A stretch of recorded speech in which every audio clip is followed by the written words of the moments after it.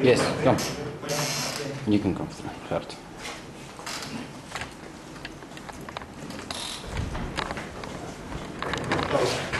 I'm Gert. We, with Andrew and we're working on the HouseBot. Planning to build a little robot for the House4Hack. Don't have a funky presentation yet, but maybe next time. We're still throwing a lot of ideas around, but the plan is to have a little house robot that's going to wander around here, take pictures, go where people are, follow sound, and just generally make a nuisance of itself. Yeah, so we'll see. We're still throwing ideas around. I think the one thing we've decided on, the best would be to have it attract a vehicle. It's more stable, it's easier to turn and so on. Yeah, one requirement is that it must be able to climb stairs up and down, because we've got a couple of steps in the House4Hack. We're planning an arm on it to fetch things, bring in a cool drink or something at some point. Yeah, so anybody who wants to pitch in and give ideas, welcome. How far along are you? We've decided so far to concentrate on the basic platform, to get something on the motors, just get something working. I think the first step is, I think the idea has evolved now to build a generic motor driver sensor PC board, which can interface via I2C or SPI to any microcontroller, so that it's not just limited to our robot, but that anybody who wants to build something with motors and sensors and feedback can use that. I think that's a nice idea. Yeah, so that's basically where we are at the moment. Nice. Right. What do you hope to get out at the end of the day? Oh, yeah, to have a little robot and have a lot of fun. I mean, yeah, we can all, yeah, I suppose anybody can do this, but you always talk about building a little robot, nobody ever gets around to it. So working in a team with the hackerspace, it's an excellent opportunity to have fun and actually get around to doing it. So you're going to actually build a platform that will move around and stuff too? Today? Yeah. No. What do you think will happen by the end of today? No, I think by the end of the day we'll decide, yeah, I think we've decided now to concentrate on the motor driver PC board. So perhaps if we're lucky, we might have a circuit diagram, or at least a block diagram of the circuit. Yeah, no, I think we'll work on the block diagram. They're going to try and build some of it. Yeah. Well, we're going to order the components. We're actually still working on the bill of materials. Okay. So we're a little bit behind. We won't have a deliverable, physical deliverable, but we'll have something today.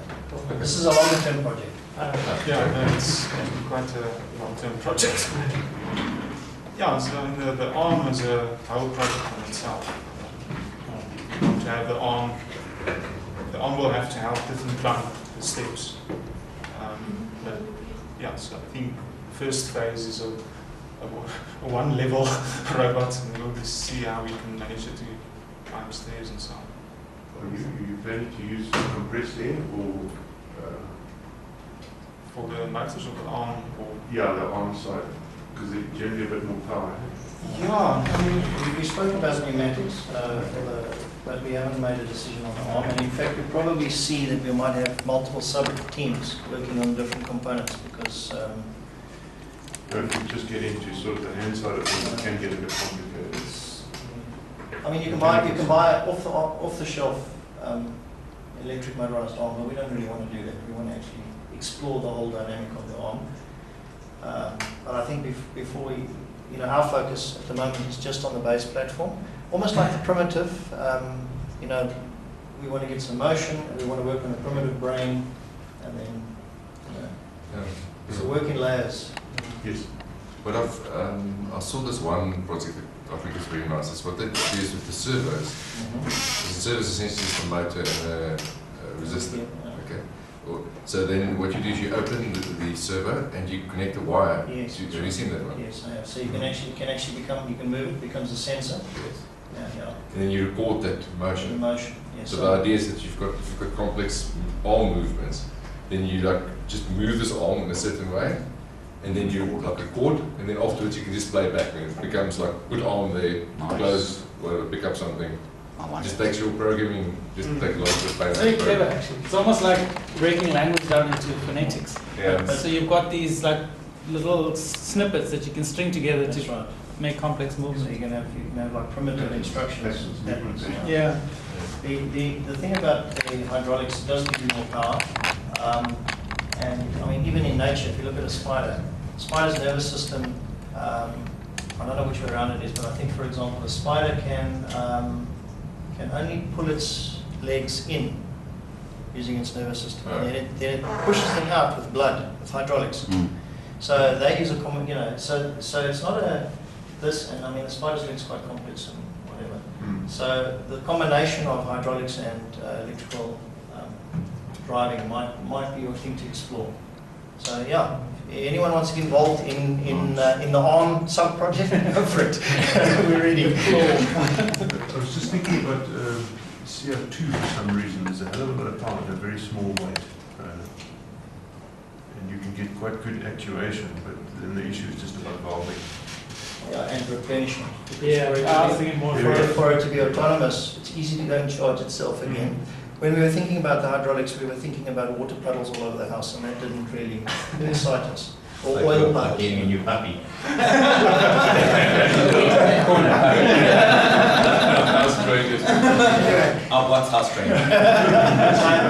the project is open. One thing that's missing is we don't have a good name for the robot. So I'll put it out there on the web.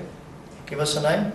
Yeah, because I mean, HouseBot, it's quaint, but and we already see it's going to have a helicopter friend. Maybe with a little bit of infrared temptation, it'll follow it all over the house. Send the heli for assistance. Okay, that's the project. Thank you.